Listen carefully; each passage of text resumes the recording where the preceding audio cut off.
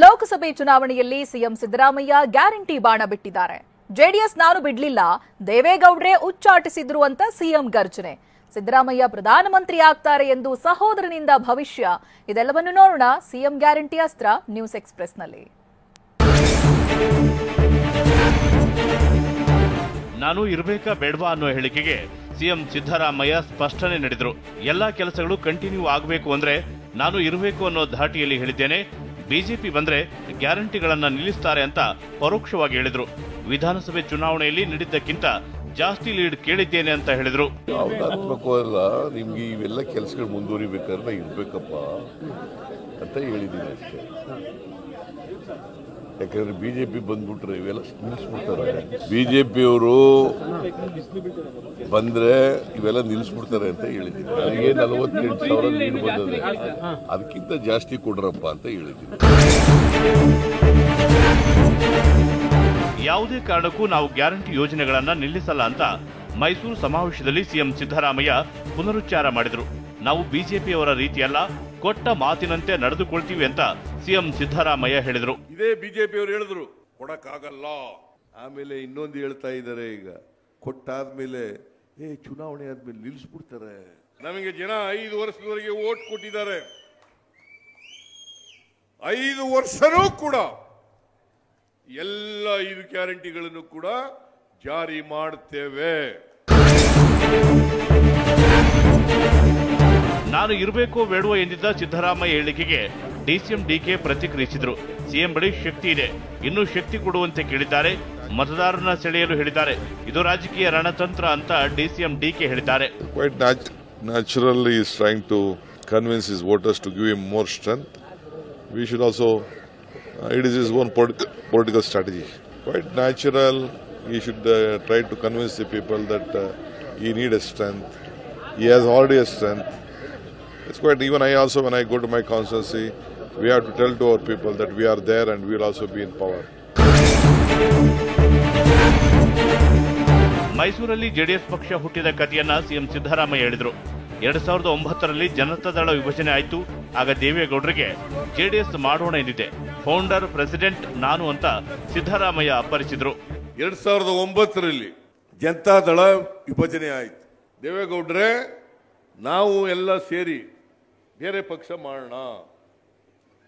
JDS ಪಕ್ಷ ಅವತ್ತು ಆಯಿತು. ಅದರ ಫೌಂಡರ್ ಪ್ರೆಸಿಡೆಂಟ್ ನಾನು ಸಿದ್ದರಾಮಯ್ಯ. ಮಿಸ್ಟರ್ ದೇವೇಗೌಡ ಜೆಡಿಎಸ್ನಿಂದ ನಮ್ಮನ್ನ ಉಚ್ಚಾಟಿಸಿ ಹೊರಹಾಕಿದ್ರು ಅಂತ ಸಿಎಂ ಸಿದ್ದರಾಮಯ್ಯ ಬೆಂಕಿ ಉಳಿದ್ರು. ಈಗ ನಾನೇ ಜೆಡಿಎಸ್ ಬಿಟ್ಟು ಬಂದೆ ಅಂತ ಬರೀ ಸುಳ್ಳು ಹೇಳ್ತಿದ್ದಾರೆ ಅಂತ ಕಿಡಿಕಾರಿದ್ರು. ಎಲ್ಲ ಕಡೆ ಪ್ರಚಾರ ಮಾಡ್ತಾರೆ, ಸಿದ್ದರಾಮಯ್ಯ ನಮ್ಮನ್ನು ಬಿಟ್ಟು ಹೊಂಟೋದ್ರು, ಸಿದ್ದರಾಮಯ್ಯ ನಮ್ಮನ್ನು ಬಿಟ್ಟು ಹೊಂಟೋದ್ರು, ಸಿದ್ದರಾಮಯ್ಯ ನಮ್ಮನ್ನು ಬಿಟ್ಟು. ನಾನು ಬಿಡ್ಲಿಲ್ಲ, ನನ್ನನ್ನ ಪಕ್ಷದಿಂದ ಹೊರಗಾಕಿದ್ರು. ಜೆಡಿಎಸ್ ವಿರುದ್ಧ ಸಾಲು ಸಾಲು ಅಟ್ಯಾಕ್ ಮಾಡಿದ ಸಿಎಂ ಸಿದ್ದರಾಮಯ್ಯ ಎಲ್ಲರನ್ನ ಉಪಯೋಗಿಸಿ ಬಿಸಾಕುವುದು ಜೆಡಿಎಸ್ ಕೆಲಸ ಅಂತ ಅಬ್ಬರಿಸಿದ್ರು. ಹರೀಶ್ ಗೌಡ, ನೀನು ಇದ್ದೇ ಆಗ ಜೆಡಿಎಸ್ ನನ್ನನ್ನ I am expelled from the party. ಯಾರು ಮಾಡಿದವರು? ಮಿಸ್ಟರ್ ದೇವೇಗೌಡ. ಅವ್ರು ಹೆಂಗೆ ಅಂತಂದ್ರೆ ಉಪಯೋಗಿಸ್ಕೊಳ್ಳೋದು ಆಮೇಲೆ ಎಸೆದು ಬಿಡೋದು, ಉಪಯೋಗಿಸ್ಕೊಳ್ಳೋದು ಆಮೇಲೆ ಎಸೆದು ಬಿಡೋದು.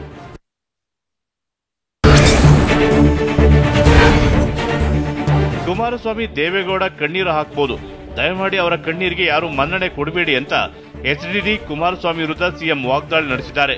ನಾವು ಸತ್ಯ ಹೇಳಿದಾಗ ಕೋಪ ಬಂದು ದೇವೇಗೌಡರು ಕಣ್ಣೀರು ಹಾಕಿಬಿಡ್ತಾರೆ ಅಂತ ಲೇವಡಿ ಮಾಡಿದ್ರು. ದಯಮಾಡಿ ಇವತ್ತು ಕುಮಾರಸ್ವಾಮಿ ಬರ್ಬೋದು, ದೇವೇಗೌಡರು ಬರ್ಬೋದು, ಕಣ್ಣೀರು ಹಾಕ್ಬಹುದು. ದಯಮಾಡಿ ಅವ್ರ ಕಣ್ಣೀರಿಗೆ ನೀವ್ಯಾರು ಕೂಡ ಮನ್ನಣೆ ಕೊಡಬೇಡಿ. ಮೈಸೂರು ಗೆಲ್ಲಲು ಸಿಎಂ ಸಿದ್ದರಾಮಯ್ಯ ಒಕ್ಕಲಿಗ ಅಸ್ತ್ರ ಹೂಡಿದ್ದಾರೆ. ಮೈಸೂರು ಕೊಡಗು ಕ್ಷೇತ್ರದಲ್ಲಿ ಒಕ್ಕಲಿಗರೇ ಹೆಚ್ಚಿರೋದು. ಒಕ್ಕಲಿಗರಿಗೆ ತಪ್ಪಿಸಿ ಒಡೆಯರ್ ಮನೆತನಕ್ಕೆ ಬಿಜೆಪಿಯವರು ಟಿಕೆಟ್ ಕೊಟ್ಟಿದ್ದಾರೆ. ಲಕ್ಷ್ಮಣ್ 100ಕ್ಕೆ 100 ಒಕ್ಕಲಿಗ ಎಂದಿದ್ದಾರೆ. ಒಕ್ಕಲಿಗರೇ ಜಾಸ್ತಿ ಇರ್ತಕ್ಕಂಥ ಕ್ಷೇತ್ರ ಇದು. ಒಕ್ಕಲಿಗರೇ ಜಾಸ್ತಿ ಇರ್ತಕ್ಕಂಥ ಕ್ಷೇತ್ರ. ಒಕ್ಕಲಿಗರನ್ನೇ ತಪ್ಪಿಸ್ಬಿಟ್ಟು ಈಗ ಅರಸು ಮನೆತನದವರು ಕೊಟ್ಟಿದ್ದಾರೆ. ಬಿಜೆಪಿಯವರು ಹೇಳಿರ್ಬೇಕು, ಲಕ್ಷ್ಮಣ್ ಒಕ್ಕಲಿಗನೇ ಅಲ್ಲ, ಲಕ್ಷ್ಮಣ್ 100ಕ್ಕೆ 200% ಒಕ್ಕಲಿಗ. ಡಿಕೆ ಶಿವಕುಮಾರ್ಗೂ ಭ್ರಷ್ಟಾಚಾರಕ್ಕೂ ಬಿಟ್ಟು ಬಿಡದ ನಂಟು ಅಂತ ವಾಗ್ದಾಳಿ ಮಾಡಿದ್ದಾರೆ. ಅತ್ತ ಬರಗಾಲದಲ್ಲೂ ಬರಲಿಲ್ಲ, ಪರಿಹಾರವನ್ನೂ ಕೊಡಲಿಲ್ಲ, ಈಗ ಚುನಾವಣೆ ಪ್ರಚಾರಕ್ಕೆ ಬಂದಿದ್ದಾರೆಂದು ಅಮಿತ್ ಶಾ ಎಂಟ್ರಿಗೆ ಸಿಎಂ ತಿರುಗೇಟು ಕೊಟ್ಟಿದ್ದಾರೆ. ಇದೆಲ್ಲವನ್ನು ನೋಡೋಣ ಚಾಣಕ್ಯ ನ್ಯೂಸ್ ಎಕ್ಸ್‌ಪ್ರೆಸ್‌ನಲ್ಲಿ. ಡಿಕೆ ಶಿವಕುಮಾರ್ಗೂ ಭ್ರಷ್ಟಾಚಾರಕ್ಕೂ ಬಿಡದ ನಂಟು. ಇಂತಹ ಭ್ರಷ್ಟ ಕಾಂಗ್ರೆಸ್ ಮೋದಿ ಎದುರು ನಿಂತಿದೆ ಅಂತ ಅಮಿತ್ ಶಾ ಹೇಳಿದ್ದಾರೆ. ಬೆಂಗಳೂರಿನ ಅರಮನೆ ಮೈದಾನದಲ್ಲಿ ನಡೆದ ಸಮಾವೇಶದಲ್ಲಿ ಮಾತನಾಡಿದ ಡಿಸಿಎಂ ಡಿಕೆ ವಿರುದ್ಧ ಅಮಿತ್ ಶಾ ತೀವ್ರ ವಾಗ್ದಾಳಿ ನಡೆಸಿದ್ರು. ನಾವು ಮೋದಿ ನೇತೃತ್ವದಲ್ಲಿ ಅಖಾಡದಲ್ಲಿ ಇದ್ದೇವೆ, ಅತ್ತ ಭ್ರಷ್ಟಾಚಾರ ತುಂಬಿರುವ ಇಂಡಿ ಒಕ್ಕೂಟವಿದೆ ಅಂತ ಕಿಡಿಕಾರಿದ್ರು. ಮೋದಿಜಿ ಕೆ ನೇತೃತ್ವ हम चुनाव के मैदान में और दूसरी ओर परिवारवादी और भ्रष्टाचारियों का गठबंधन ये इंडी एलायंस.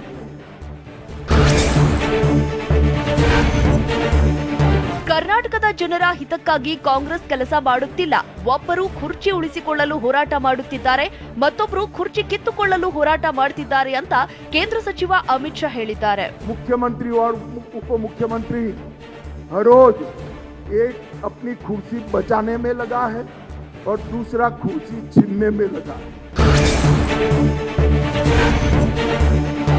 ಅಯೋಧ್ಯೆಯ ರಾಮ ಮಂದಿರದ ರಾಮ್ಲಲ್ಲಾ ಪ್ರಾಣ ಪ್ರತಿಷ್ಠಾಪನೆಗೆ ಸೋನಿಯಾ ಗಾಂಧಿ, ರಾಹುಲ್ ಗಾಂಧಿ, ಮಲ್ಲಿಕಾರ್ಜುನ ಖರ್ಗೆಗೂ ಆಹ್ವಾನ ನೀಡಲಾಗಿತ್ತು. ಆದರೆ ಅವರು ವೋಟ್ ಬ್ಯಾಂಕ್ ಕಳೆದುಕೊಳ್ಳೋ ಭೀತಿಯಿಂದ ಅಯೋಧ್ಯೆಗೆ ಬರಲಿಲ್ಲ ಅಂತ ಅಮಿತ್ ಶಾ ಹೇಳಿದ್ರು. कांग्रेस पार्टी 50 साल से राम मंदिर के मुद्दे को अटका रही थी, भटका रही थी, लटका रही.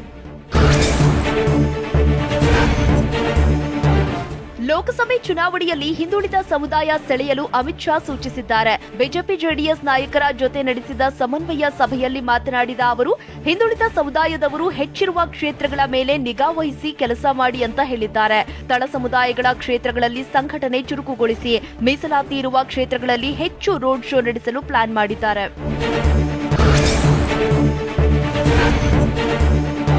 ಈ ಬಾರಿಯ ಚುನಾವಣೆಯಲ್ಲಿ ಬಿಜೆಪಿ ಮತ್ತು ಜೆಡಿಎಸ್ ನಾಯಕರು ಹೃದಯದಿಂದ ಕೆಲಸ ಮಾಡಬೇಕು ಅಂತ ಅಮಿತ್ ಶಾ ಹೇಳಿದ್ದಾರೆ. ಸಮನ್ವಯ ಸಮಿತಿಯಲ್ಲಿ ಮಾತನಾಡಿದ ಅವರು, ಯಡಿಯೂರಪ್ಪ, ಕುಮಾರಸ್ವಾಮಿ ನೇತೃತ್ವದಲ್ಲಿ ಚುನಾವಣೆ ನಡೆಸಬೇಕು. ತಳಮಟ್ಟದಿಂದ ಮುಖಂಡರವರೆಗೂ ಕೂಡ ಅಸಮಾಧಾನ ಇರಬಾರದು. ಇದ್ದರೂ ಬಗೆಹರಿಸಿಕೊಳ್ಳುವಂತ ಕೆಲಸ ಎರಡೂ ಪಕ್ಷದ ಹಿರಿಯರು ಮಾಡಬೇಕು ಅಂತ ಸಲಹೆ ಕೊಟ್ಟರು.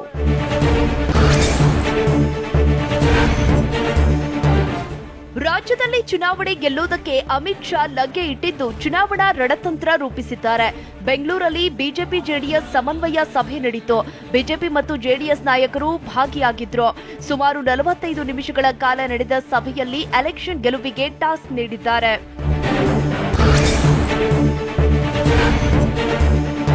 ಅಮಿತ್ ಶಾ ನೇತೃತ್ವದಲ್ಲಿ ನಡೆದ ಸಮನ್ವಯ ಸಮಿತಿ ಸಭೆಯಲ್ಲಿ ಹಲವು ಚರ್ಚೆ ನಡೆಸಲಾಗಿದೆ.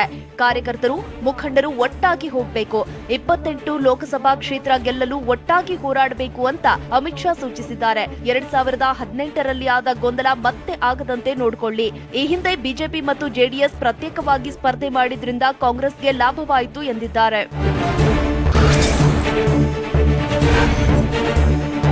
ಬೆಂಗಳೂರಿನ ಖಾಸಗಿ ಹೋಟೆಲ್ನಲ್ಲಿ ಬಿಜೆಪಿ ಜೆಡಿಎಸ್ ನಾಯಕರ ಜೊತೆ ಅಮಿತ್ ಶಾ ಮಹತ್ವದ ಮೀಟಿಂಗ್ ನಡೆಸುತ್ತಿದ್ದಾರೆ. ಕುಮಾರಸ್ವಾಮಿ ಅವರೇ ಆರೋಗ್ಯ ಹೇಗಿದೆ ಅಂತ ಅಮಿತ್ ಶಾ ವಿಚಾರಿಸಿದ್ದಾರೆ. ಪರವಾಗಿಲ್ಲ, ನಾನು ಚೆನ್ನಾಗಿದ್ದೀನಿ ಅಂತ ಎಚ್ಡಿಕೆ ಹೇಳಿದ್ದಾರೆ ಎನ್ನಲಾಗಿದೆ.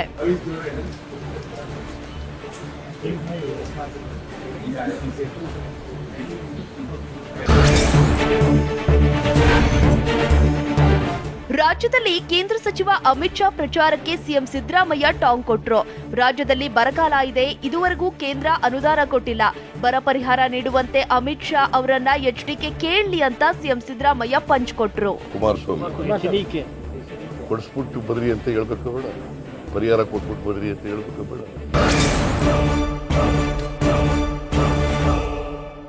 ಶಿವಮೊಗ್ಗದಲ್ಲಿ ಈಶ್ವರಪ್ಪ ಬಂಡಾಯ ಶಮನ ಮಾಡಲು ನಾಳೆ ದೆಹಲಿಗೆ ಬನ್ನಿ ಅಂತ ಅಮಿತ್ ಶಾ ಕರೆ. ಬಿಜೆಪಿ ರಾಜ್ಯಾಧ್ಯಕ್ಷ ವಿಜೇಂದ್ರ ರಾಜೀನಾಮೆ ಕೊಟ್ರೆ ನಾನು ಎಲೆಕ್ಷನ್ಗೆ ನಿಲ್ಲಲ್ಲ ಎಂದ ಈಶ್ವರಪ್ಪ. ಇದೆಲ್ಲವನ್ನು ನೋಡೋಣ ಈಶ್ವರಪ್ಪಗೆ ಬುಲಾವ್ ನ್ಯೂಸ್ ಎಕ್ಸ್‌ಪ್ರೆಸ್‌ನಲ್ಲಿ. ಪುತ್ರನಿಗೆ ಟಿಕೆಟ್ ಮಿಸ್ ಆಗಿದ್ದಕ್ಕೆ ಬಂಡಾಯ ಸಾರಿರೋ ಈಶ್ವರಪ್ಪ ಮುನಿಸು ತಣಿಸಲು ಅಮಿತ್ ಶಾ ಸಜ್ಜಾಗಿದ್ದಾರೆ. ನಾಳೆ ದೆಹಲಿಗೆ ಬರುವಂತೆ ಈಶ್ವರಪ್ಪಗೆ ಅಮಿತ್ ಶಾ ಕರೆ ಮಾಡಿದ್ದಾರೆ. ದೆಹಲಿಗೆ ಬನ್ನಿ ಎಂದು ಈಶ್ವರಪ್ಪಗೆ ಕರೆ ಮಾಡಿ ಮಾತಾಡಿದ್ದಾರೆ ಎನ್ನಲಾಗ್ತಿದೆ. ರೆಬೆಲ್ ಈಶ್ವರಪ್ಪ ನಡೆ ಸಾಕಷ್ಟು ಕುತೂಹಲ ಕೆರಳಿಸಿದೆ. ಅಮಿತ್ ಶಾ ಅವರಿಗೆ ನಾವು ಉಕ್ಕಿನ ಮನುಷ್ಯ ಅಂತ ಕರಿತಾ ಇದ್ವಿ. ಅವರು ಇವತ್ತು ಬೆಳಿಗ್ಗೆ ನನಗೆ ದೂರವಾಣಿ ಮುಖಾಂತರ ಸಂಪರ್ಕ ಮಾಡಿದರು. ಹೇಳಿದ್ರು, ನೀವು ಇಷ್ಟೊಂದು ಸೀನಿಯರ್ ಕಾರ್ಯಕರ್ತರಿದ್ದೀರಿ, ಇಷ್ಟು ಸೀನಿಯರ್ ಲೀಡರ್ ನೀವು ಚುನಾವಣೆಗೆ ಸ್ಪರ್ಧೆ ಮಾಡ್ತಾ ಇರೋದು ಆಶ್ಚರ್ಯ ಆಗಿದೆ, ಯಾಕೆ ಅಂತ ಹೇಳಿದ್ರು. ಬಿಜೆಪಿ ರಾಜ್ಯಾಧ್ಯಕ್ಷರ ಬದಲಾವಣೆ ಮಾಡಿದರೆ ಮಾತ್ರ ನಾಳೆಯೇ ಚುನಾವಣೆಯಿಂದ ಹಿಂದೆ ಸರಿಯುತ್ತೇನೆ ಅಂತ ಈಶ್ವರಪ್ಪ ಹಠ ಹಿಡಿದಿದ್ದಾರೆ. ಪಿಎಂ ಮೋದಿ ಹೇಳಿದರೂ ಕೂಡ ನಾನು ಚುನಾವಣೆಯಲ್ಲಿ ಸ್ಪರ್ಧೆ ಮಾಡುವುದು ಶತಸಿದ್ಧ ಅಂತ ಹೇಳಿದ್ದಾರೆ. ದೆಹಲಿ ಭೇಟಿಗೂ ಮುನ್ನ ತಾವು ಕಂಡೀಷನ್ ಹಾಕಿದ್ದಾರೆ. ಕರ್ನಾಟಕ ರಾಜ್ಯದಲ್ಲೂ ಕೂಡ ಭಾರತೀಯ ಜನತಾ ಪಾರ್ಟಿನಲ್ಲಿ ಕಾಂಗ್ರೆಸ್ ಸಂಸ್ಕೃತಿ ಬೆಳೀತಾ ಇದೆ. ಅಪ್ಪ ಮಕ್ಕಳ ಕೈಯಲ್ಲಿ ಪಕ್ಷ ಹೋಗಿರೋದು ತುಂಬ ಅನ್ಯಾಯ. ಇಡೀ ಕರ್ನಾಟಕ ರಾಜ್ಯದ ಪಕ್ಷ ಕಟ್ಟಿರೋಂಥ ಕಾರ್ಯಕರ್ತರು, ಕೆಲಸ ಮಾಡ್ತಿರೋಂಥ ಕಾರ್ಯಕರ್ತರು ನೋವಾಗಿದೆ. ಅದ್ರ ವಿರುದ್ಧ ಕುಟುಂಬದ ಅಪ್ಪ ಮಕ್ಕಳ ಕೈಯಲ್ಲಿರೋಂಥ ಒಂದು ಪಕ್ಷದ ವ್ಯವಸ್ಥೆಯನ್ನು ಮುಕ್ತಿಗೊಳಿಸಬೇಕು, ಅದಕ್ಕೋಸ್ಕರ ಚುನಾವಣೆ ಸ್ಪರ್ಧೆ ಮಾಡ್ತಾ ಇದ್ದೀನಿ ಅನ್ನೋದು ಒಂದು ಅವ್ರಿಗೆ ಹೇಳಿದ್ದೀನಿ. ಕುಟುಂಬ ರಾಜಕಾರಣದ ವಿರುದ್ಧ ನನ್ನ ಹೋರಾಟ ಅಂತ ಶಿವಮೊಗ್ಗದಲ್ಲಿ ಕೆಎಸ್ ಈಶ್ವರಪ್ಪ ಗುಡುಗಿದ್ದಾರೆ. ಒಳಗೆ ಹಾಳಾಗಿ ಹೋಗ್ಲಿ ಅಂದ್ಕೊಳ್ತಿರ್ತಾರೆ, ನಾನು ಹಾಳಾಗಲ್ಲ, ಆದ್ರೆ ಬಿಎಸ್ವೈ ಕುಟುಂಬ ರಾಜಕೀಯ ತೊಲಗಬೇಕು ಅಂತ ಈಶ್ವರಪ್ಪ ಮತ್ತೆ ಬಂಡಾಯ ಸಾರಿದ್ದಾರೆ. ಒಳ್ಳೊಳಗೆ ಮನಸ್ಸು ಬೈಕೋತಾರೆ, ಹಾಳಾಗೋಗ್ಲಿ ಇವನು ಅಂತ. ನಾನು ಹಾಳಾಗೋಗಕ್ಕೆ ಇಷ್ಟಪಡಲ್ಲ. ಯಡಿಯೂರಪ್ಪನವ್ರ ಕುಟುಂಬದವರು ಚೆನ್ನಾಗಿರಲಿ, ಆದರೆ ಚುನಾವಣೆ ಸೋಲ್ಲಿ. ಭಾರತೀಯ ಜನತಾ ಪಾರ್ಟಿಯಿಂದ ಆ ಕುಟುಂಬ ನಮಗೆ ಮುಕ್ತ ಆಗಬೇಕು. ಬಿಎಸ್ವೈ ನಿಮ್ಮ ಮನೆಗೆ ಬರ್ತಾರ ಎಂದಿದ್ದಕ್ಕೆ ಈಶ್ವರಪ್ಪ ಗರಮಾದ್ರು. ಅಮಿತ್ ಶಾ ಅವರೇ ರಾಜ್ಯಕ್ಕೆ ಎಂಟ್ರಿ ಕೊಟ್ಟಿದ್ದಾರೆ. ರಂಗನ ಹತ್ರ ಹೋಗಿ ಬಂದ್ಮೇಲೆ ಸಿಂಗನ ಹತ್ರ ಕೆಲಸ ಏನು ಅಂತ ಈಶ್ವರಪ್ಪ ಭರಿಸಿದ್ರು. ನಂಗೆ ಗೊತ್ತಿಲ್ಲ, ನಂಗೆ ಇವತ್ತಿನ ತನಕ ಹೇಳಿಲ್ಲ. ಅಲ್ಲರೇ ಅಮಿತ್ ಶಾ ಹತ್ರ ಬಂದ್ಮೇಲೆ ಇನ್ನೇಗೆ ಯಡಿಯೂರಪ್ಪದಾಗ ಹೋಗ್ಲಿ? ರಂಗನ್ ತಗೋ ಬಂದ್ಮೇಲೆ ಸಿಂಗಂತ ಕೆಲಸ ಏನು? ಕೇಳಪ್ಪ, ರಂಗನ್ ತಗೇ ಹೋಗಿ ಬಂದ್ಮೇಲೆ ಸಿಂಗಂತ ಕೆಲಸ ಏನು? ನಮ್ಮನೆ ಬರಲಿ. ಯಾಕೆ 10 ವರ್ಷ ನನ್ನ ಮನೆ ಗೊತ್ತಿರಲಿಲ್ಲ ಅವ್ರಿಗೆ? ಮಗ ಸೋಲ್ತೀನಿ ಅಂತ ಗೊತ್ತಾಗಿದೆ, ನನ್ನ ಮರೆ ನೆನಪಾಯ್ತಾ? ಇಡೀ ಶಿವಮೊಗ್ಗ ನಗರದ ಕಾರ್ಯಕರ್ತರ ಮನೆಗೆ MP ಯಾವತ್ತು ಹೋಗಿದ್ದಾರೆ? ಅಮಿತ್ ಶಾ ಕರೆಗೆ ಕೆಎಸ್ ಈಶ್ವರಪ್ಪ ಸಕಾರಾತ್ಮಕವಾಗಿ ಸ್ಪಂದಿಸಿದ್ದಾರೆ. ಈ ಬಗ್ಗೆ ಆಪ್ತರ ಬಳಿ ಈಶ್ವರಪ್ಪ ಮಾಹಿತಿ ಹಂಚಿಕೊಂಡಿದ್ದಾರೆ ಎನ್ನಲಾಗಿದೆ. ಕೇಂದ್ರ ಸಚಿವ ಅಮಿತ್ ಶಾ ಕರೆ ಮಾಡಿದ್ದಾರೆ, ದೆಹಲಿಗೆ ಹೋಗ್ತೇನೆ, ಆದ್ರೆ ನನ್ನ ನಿಲುವಿನಲ್ಲಿ ಯಾವುದೇ ಬದಲಾವಣೆ ಇಲ್ಲ ಅಂತ ಈಶ್ವರಪ್ಪ ಹೇಳಿದ್ದಾರೆ. ಕರ್ನಾಟಕ ರಾಜ್ಯದಲ್ಲೂ ಕೂಡ ಭಾರತೀಯ ಜನತಾ ಪಾರ್ಟಿನಲ್ಲಿ ಕಾಂಗ್ರೆಸ್ ಸಂಸ್ಕೃತಿ ಬೆಳೀತಾ ಇದೆ. ಅಪ್ಪ ಮಕ್ಕಳ ಕೈಯಲ್ಲಿ ಪಕ್ಷ ಹೋಗಿರೋದು ತುಂಬ ಅನ್ಯಾಯ. ಇಡೀ ಕರ್ನಾಟಕ ರಾಜ್ಯದ ಪಕ್ಷ ಕಟ್ಟಿರೋಂಥ ಕಾರ್ಯಕರ್ತರು, ಕೆಲಸ ಮಾಡ್ತಿರೋಂಥ ಕಾರ್ಯಕರ್ತರು ನೋವಾಗಿದೆ. ಅದ್ರ ವಿರುದ್ಧ ಕುಟುಂಬದ ಅಪ್ಪ ಮಕ್ಕಳ ಕೈಯಲ್ಲಿರೋಂಥ ಒಂದು ಪಕ್ಷದ ವ್ಯವಸ್ಥೆಯನ್ನು ಮುಕ್ತಿಗೊಳಿಸಬೇಕು, ಅದಕ್ಕೋಸ್ಕರ ಚುನಾವಣೆ ಸ್ಪರ್ಧೆ ಮಾಡ್ತಾ ಇದ್ದೀನಿ ಅನ್ನೋದು ಒಂದು ಅವ್ರಿಗೆ ಹೇಳಿದ್ದೀನಿ.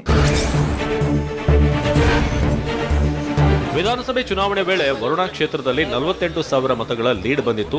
ಹೀಗಾಗಿ ನಮ್ಮ ಅಭ್ಯರ್ಥಿ ಸುನಿಲ್ ಬೋಸ್ ಗೆಲ್ಲಲು ವರುಣಾದಲ್ಲಿ 60,000 ಲೀಡ್ ಕೊಡಿ ಎಂದಿದ್ದಾನೆ. ಅದರಲ್ಲಿ ಏನಿದೆ ಅಂತ ಸಿಎಂ ಮತ್ತೆ ಸ್ಪಷ್ಟನೆ ನೀಡಿದ್ದಾರೆ.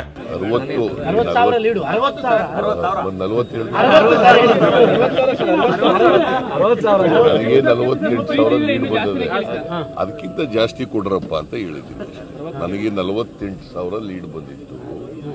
ಅಸೆಂಬ್ಲಿ ಸೋಮಣ್ಣ ನಿಂತರೂ ಕೂಡ ಕರ್ಕೊಂಡು ನಿಲ್ಲಿಸಿದ್ರು ಕೂಡ 48,000 ಲೀಡ್ ಬಂತು.